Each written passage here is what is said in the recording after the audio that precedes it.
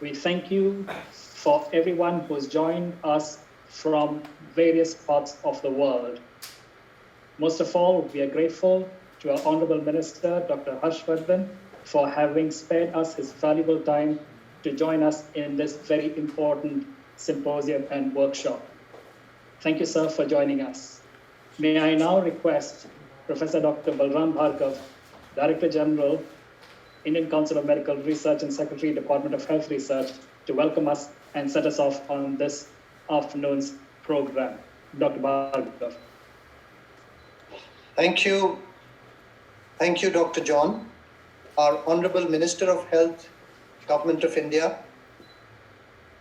Dr. Harshvardhan ji, my colleague secretaries, the Principal Scientific Advisor of the Prime Minister of India, Dr. Vijay Raghavan, distinguished scientists and illuminaries.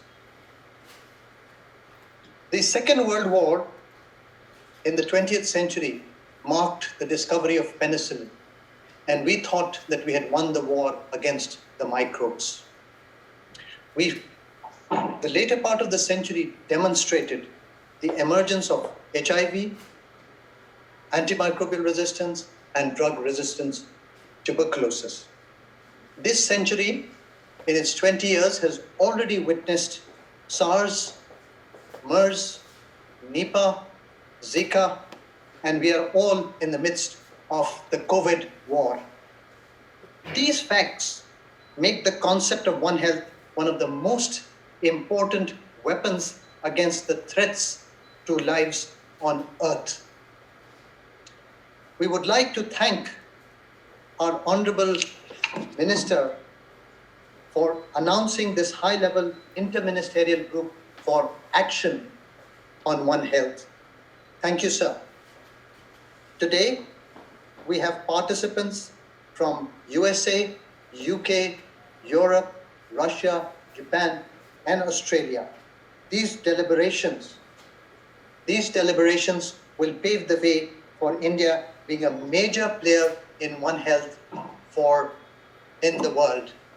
One Health remains an important agenda, and we also thank the Minister for releasing the special issue of the Indian Journal of Medical Research on One Health, talking about policy as well as the changes that we can make for One Health agenda.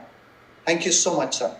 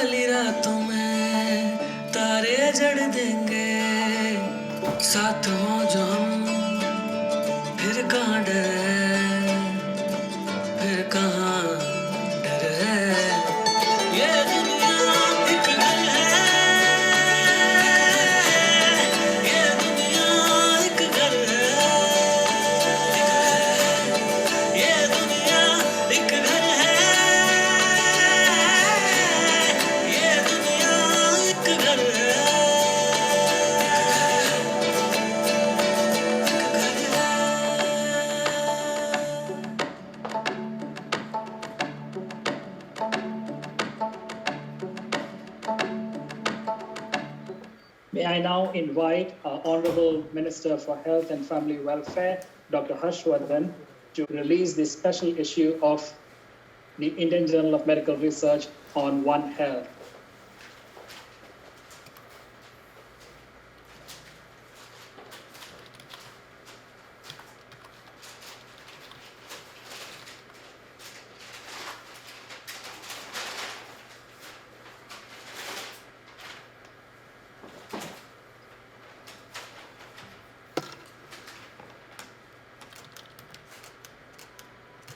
Professor K. Vijay Raghavan, Principal Scientific Advisor to the Prime Minister of India, who is gracing this occasion. Professor Dr. Balram Bhargav, Secretary, Department of Health Research and DG ICMR. And I can see that there are a lot of scientists who have senior ICMR scientists who have joined me virtually. Dr. Samiran Panda, Dr. Manju Rahi, Dr. Anju Sharma, Dr. Albina Nair, Dr. Anna Dogra Gupta, Dr. Bobby John, Director of Acuitas Consulting Agency. With me here in Nirman Bhavan is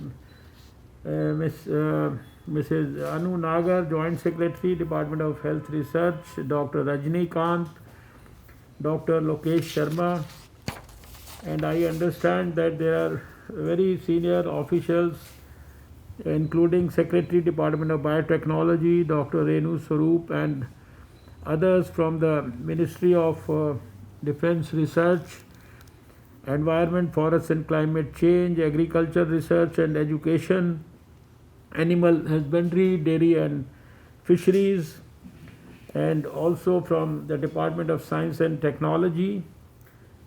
I understand that we have people from the Wellcome Trust, Professor Jeremy Farrar, and then very senior people who have joined us from various other countries like US, UK. I have been told that there are other doctors, scientists, academicians, and faculties from universities, and it's a big list of very distinguished people who have joined us in this very important international symposium, which is coming at a time, I think, the most appropriate time when the whole world is experiencing the COVID pandemic, and there can't be a more apt time of organizing this activity around World Health, this One Health. We already know that 64% of all those infectious diseases that emerged between 1973 and 1994, this is the data that I could have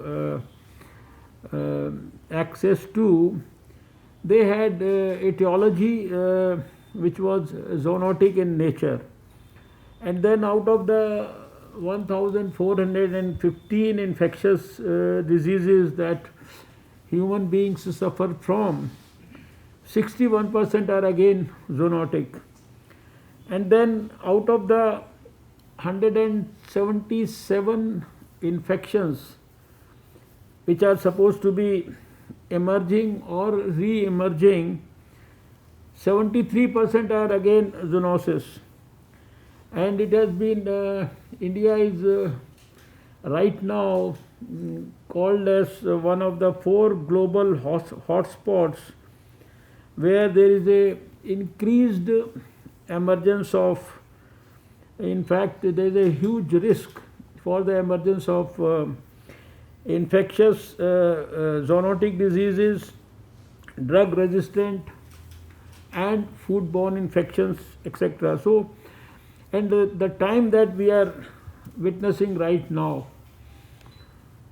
still the most accepted theory is that probably a virus jumped from the animal kingdom to human being, and the COVID virus has caused so much of damage, so much of loss of life, so much of morbidity all over the world.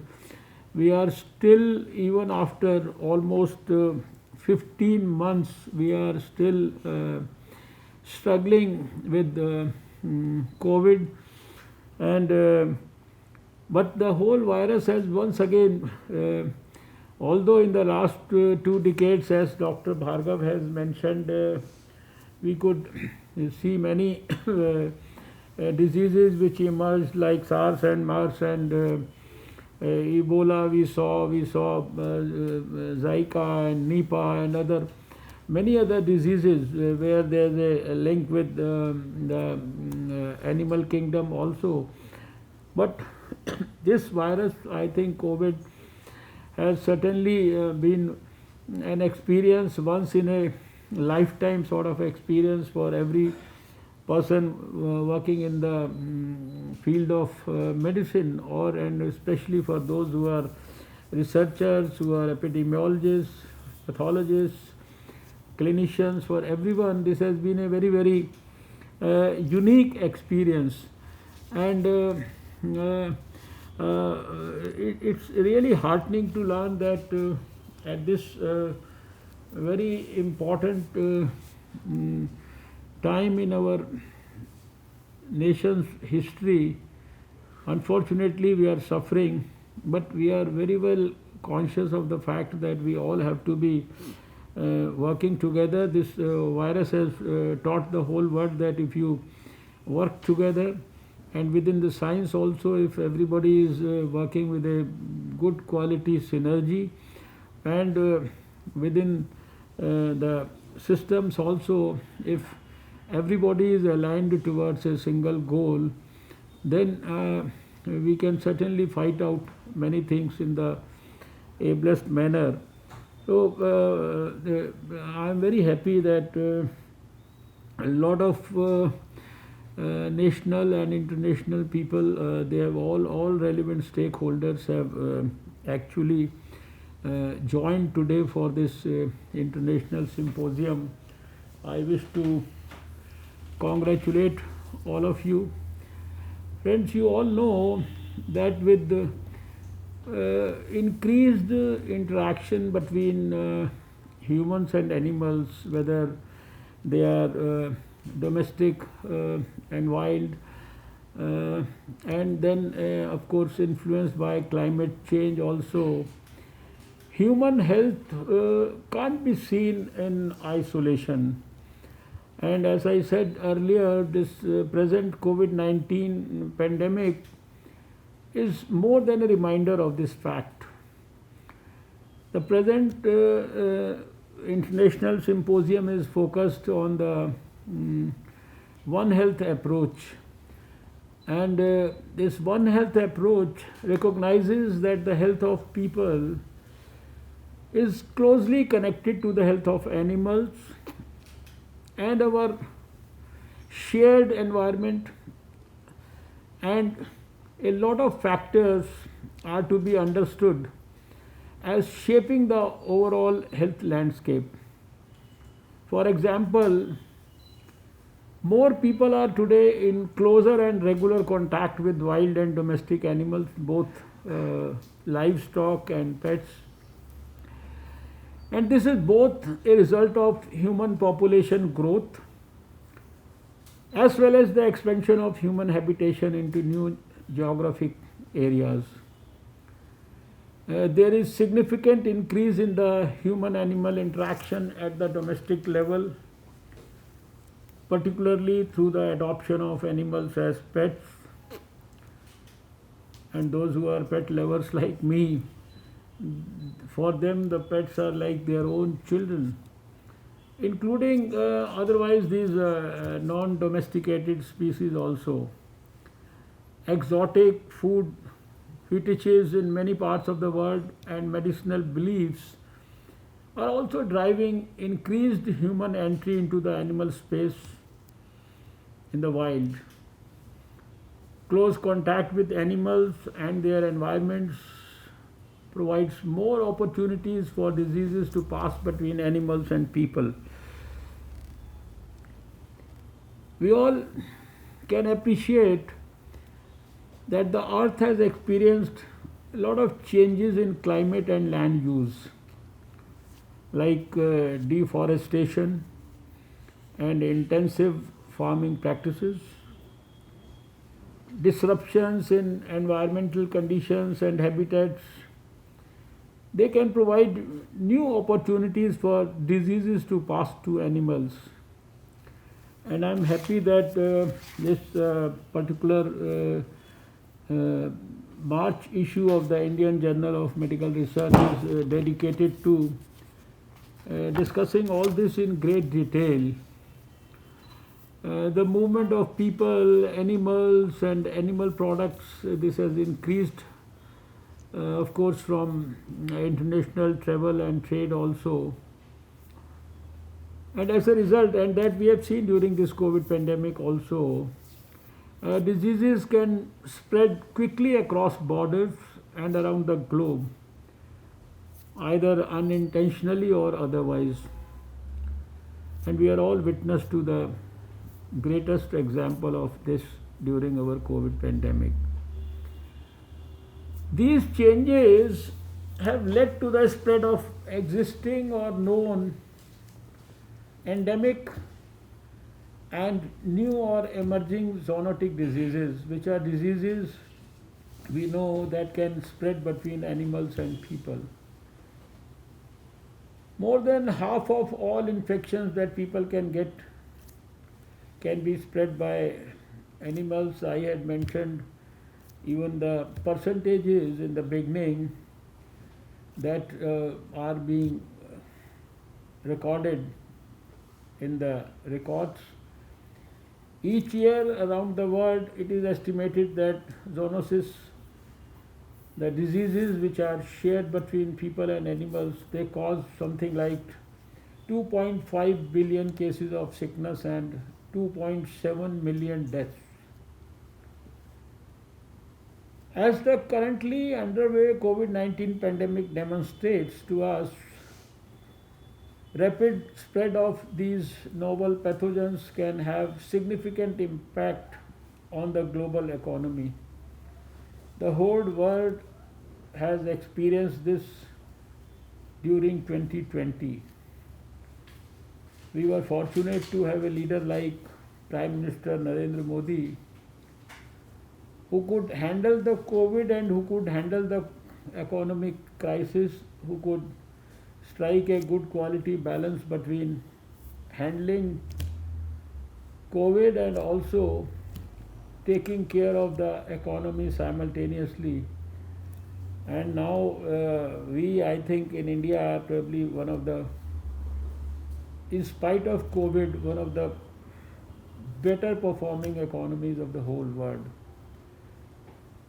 Preparedness for and mitigation of such events require a One Health approach. This is now well established. Time and again, it has been reminded to us by the emerging and the re-emerging infectious diseases, and with biosafety protocols, threat characterization, and rapid response capabilities nested within an overall doctrine of health that is underpinned by wide-ranging and in-depth biomedical research capabilities.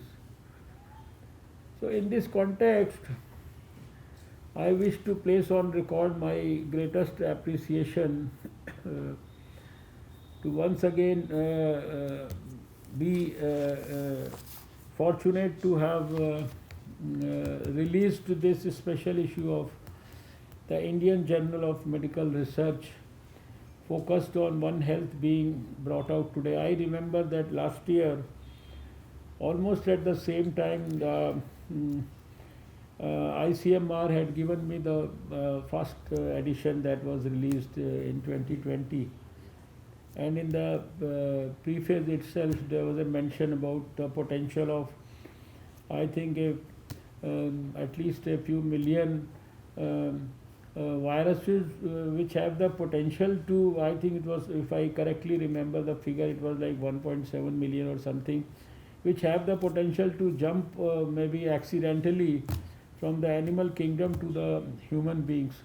So we can well imagine that when a single COVID virus can cause so much of havoc and devastation and loss of life and illness, and has literally shattered everything. Everything appears to be in shambles right now, and we really don't know how many waves of COVID we are going to see. So, the very fact that right now everybody has once again appreciated the importance of bringing all the stakeholders working around all these areas on the one platform, and then a contribution from learned people, and then this compilation by the Indian Journal of Medical Research. I think this is very, very timely. So the focus, this focused activity around One Health, which has been brought out today, I think that's worth. I have really no words to express my gratitude to ICMR, and also my appreciation to ICMR and for all those who have in fact contributed to this journal. I can see that every paper has so many wide-ranging references from literature also, and from most of the learned people from all across the globe. So I'm sure that this is going to add to the body of literature, and also provide pointers to the most relevant issues that actually need further research today. And this is going to provide us a lot of guidance in shaping the One Health approaches in our country, and of course across the world. I'm also pleased to announce the constitution of a high level steering committee for eco health initiatives in India. This committee will have its secretariat hosted at the ICMR headquarters in New Delhi, and will also be supported by the upcoming National Institute of One Health, which is coming up in Nagpur, and this is one of our is going to be one of our very premier institutions.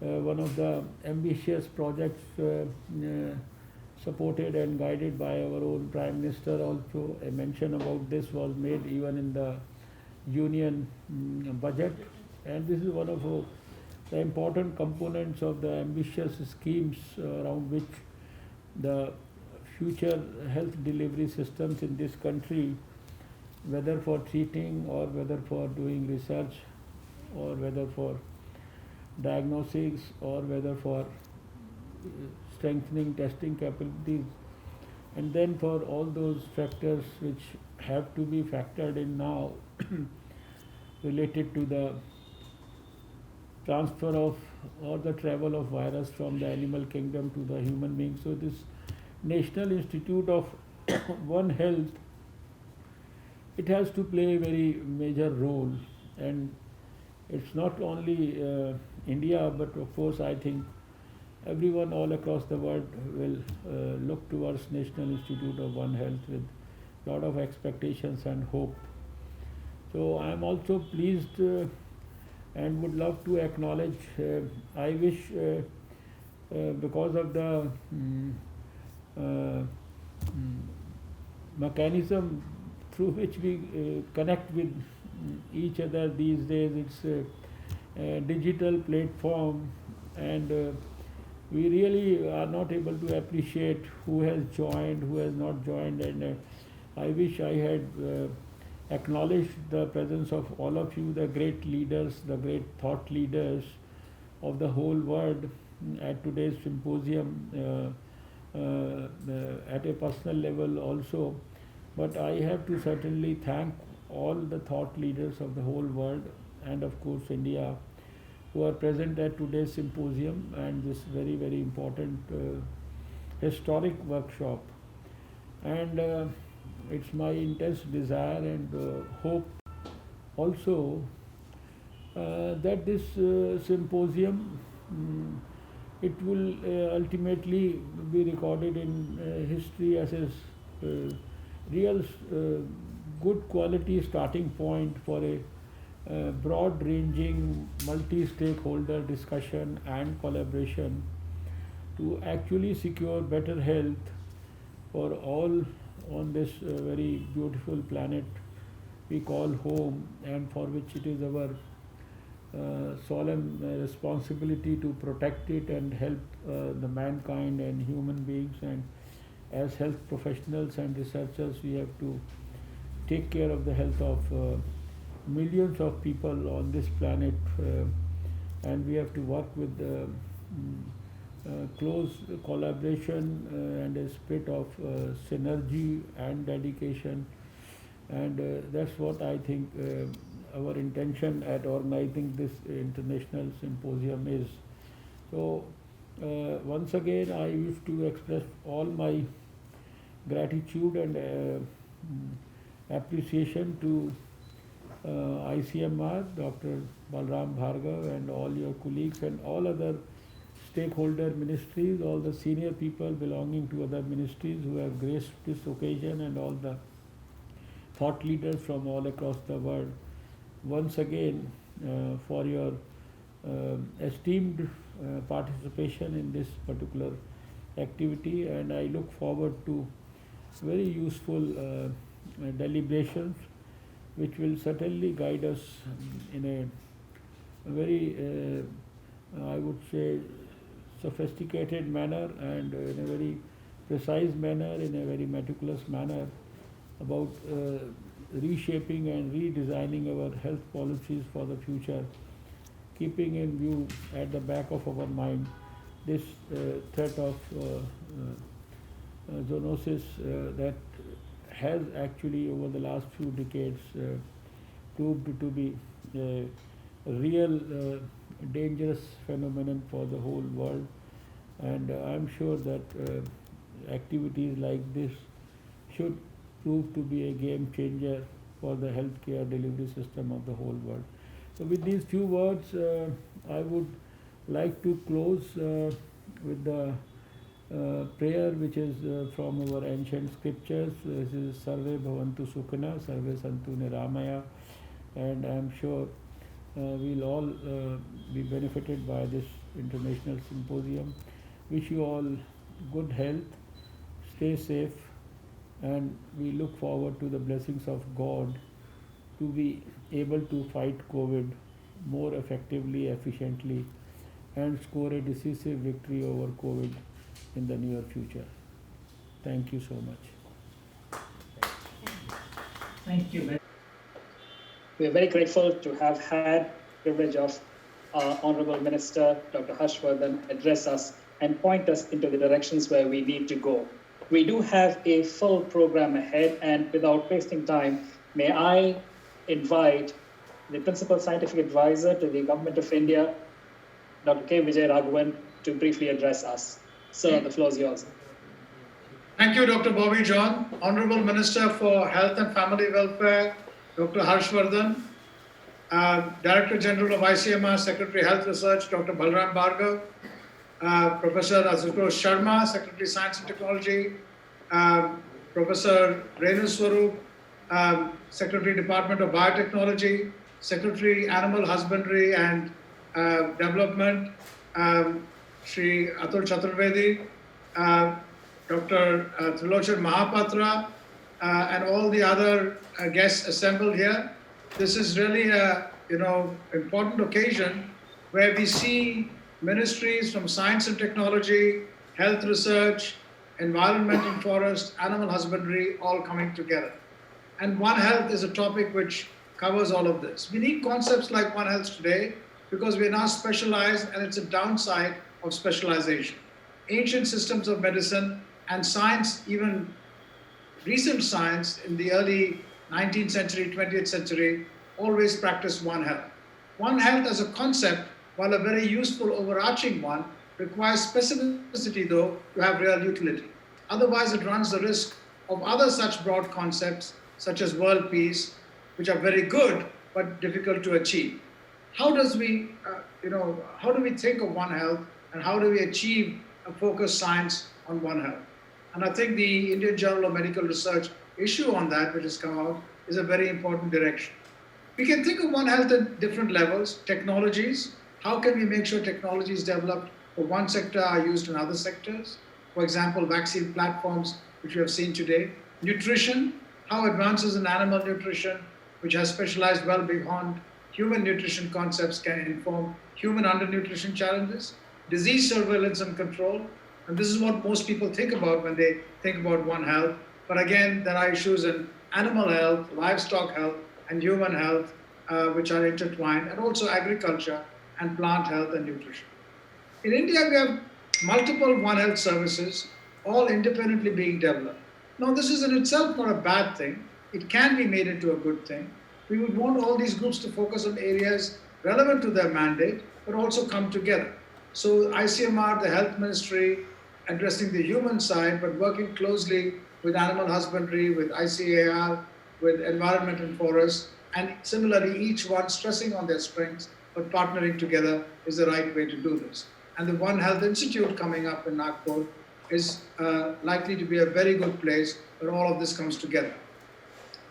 We need to make sure of two things going ahead, that these activities add up so that the whole is more than the sum of the parts, and that's a big challenge. And that's something which I'm sure that the collective leadership will address and take care. And we need clarity on how this will add up to a whole at the outset when we design these systems. There is also a need to make sure that what happens together nationally is linked to international structures, which also have this challenge that there are multiple structures for different aspects of international collaboration, but they too need to come together. For example, for vaccines today, we have CEPI and COVAX and Gavi. For animal health, we have other organizations which are there globally. For food and agriculture, we have similarly yet other organizations. So internationally, these also need to come together and partner with our national structures so that in the context of climate change, sustainable development, and challenges on biodiversity, we can have an overall 360-degree perspective.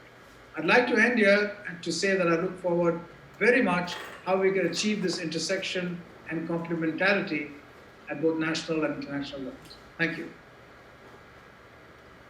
Dr. Vijayaraghavan, thank you so much for your cogent remarks. May I now invite Srimati Uma Devi, Additional Secretary in the Department of Environment, Forest and Climate Change, ma'am, for you to address this August gathering.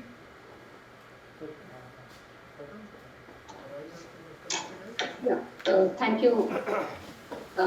Honorable Union Minister of Health and Family Welfare, Dr. Harsh Vardhan, Dr.